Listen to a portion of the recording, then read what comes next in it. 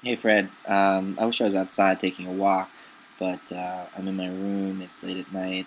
It's dark, but at least there's no wind, right? So the poor auditory quality of your video will be compensated by the poor visual quality of mine, and hopefully uh, everything will even out.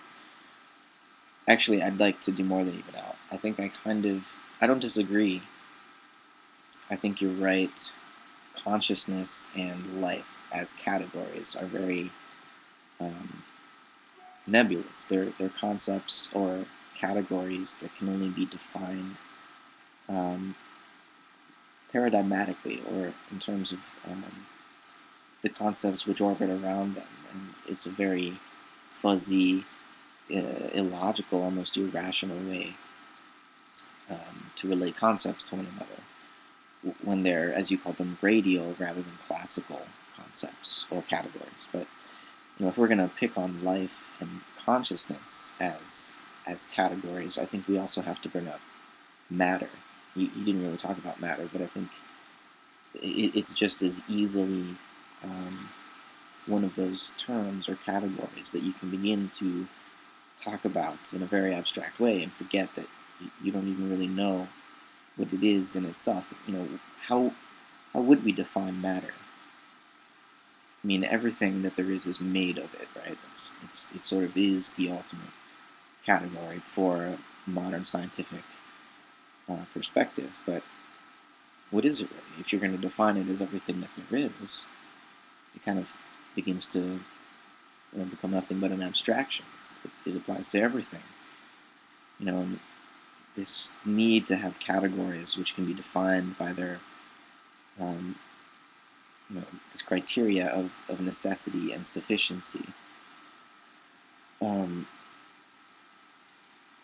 you know, it's kind of like how when we try to understand what a cause is, there always seems to be a gap between the cause and the effect.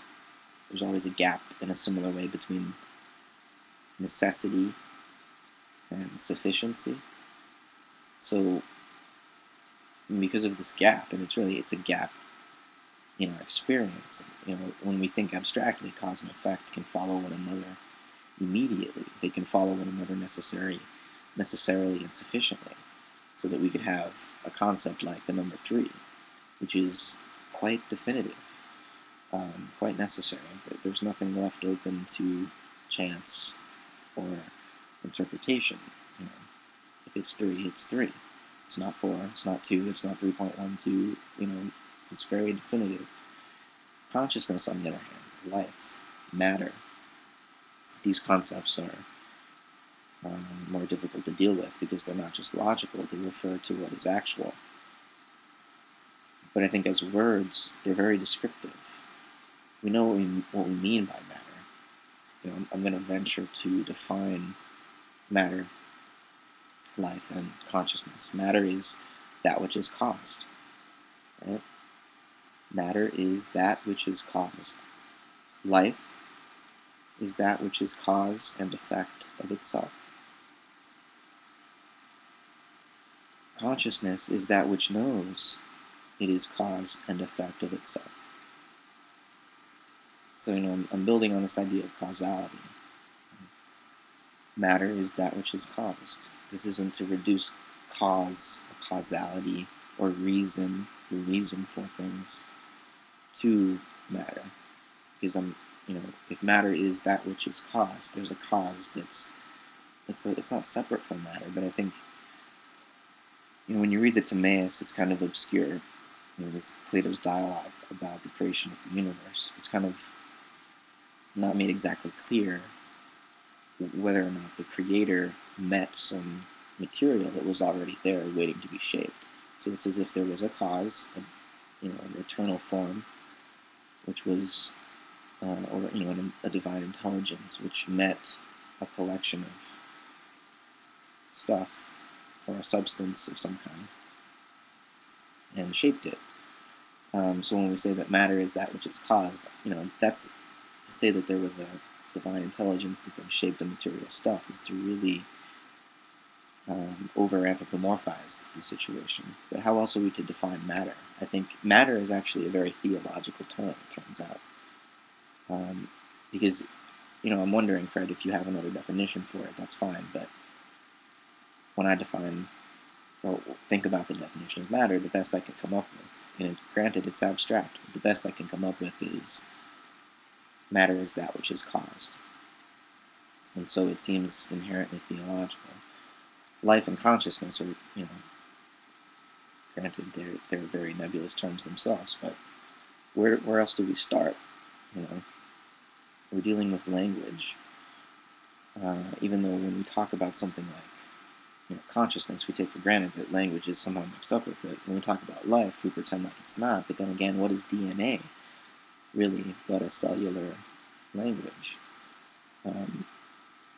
It's a form of information transfer through time and through space, but most significantly through time. I think even when you look at the elemental diversification of matter, of atoms, of the elements, there's a certain rhythm to the way that electrons orbit around protons and neutrons that gives rise to these distinct stages of elemental formation or atomic structure.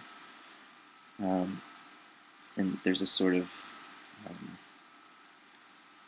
linear temporal development that is irreversible and unidirectional, that takes place where hydrogen and helium come before all the other heavier elements, and they have to be created sort of in step.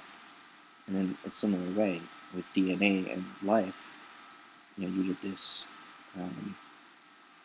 process of inheritance or memory, where time gets communicated in some medium, whether it's crystals inside of carbon-based life forms, or the rhythm of electrons spinning around nuclei. This is an information storage, a medium of information storage that gets transferred. So matter really is not all that different from life. In some sense, it's already proto-life. And so when we get to a living being, it's just a further complexification upon this original platform of matter. That which now, matter being that which is caused, life being that which is cause and effect of itself. So there's some sort of a loop or a recursion on the original platform of matter. With consciousness, you're getting something that's still rooted and conditioned, by life, by this recursive causality, and by matter, by that which is shaped. But you're getting a knowledge of it, and this knowledge then filters back into this material process of self-organization and affects the next generation. As soon as you get sentience in life, that sentience is leaving its trace in the material life form, changing the DNA. We tend to have a very Darwinian view of evolution, but I think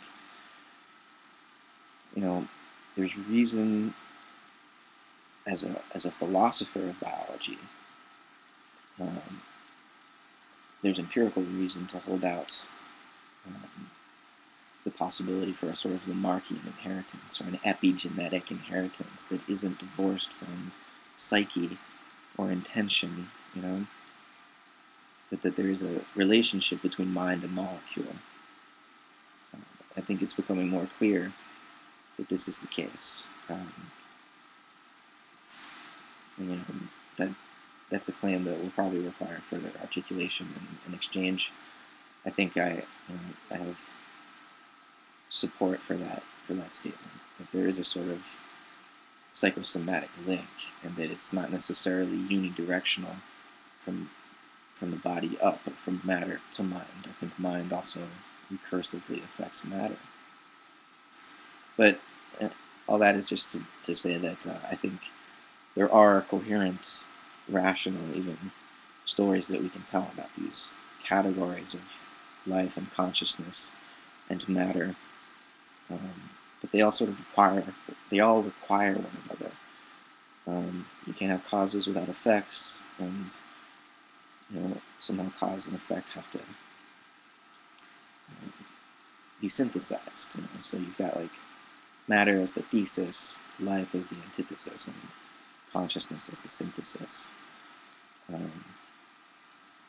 Is one way to drastically oversimplify what I've just said, but yeah, just some interesting late night wanderings in the dark.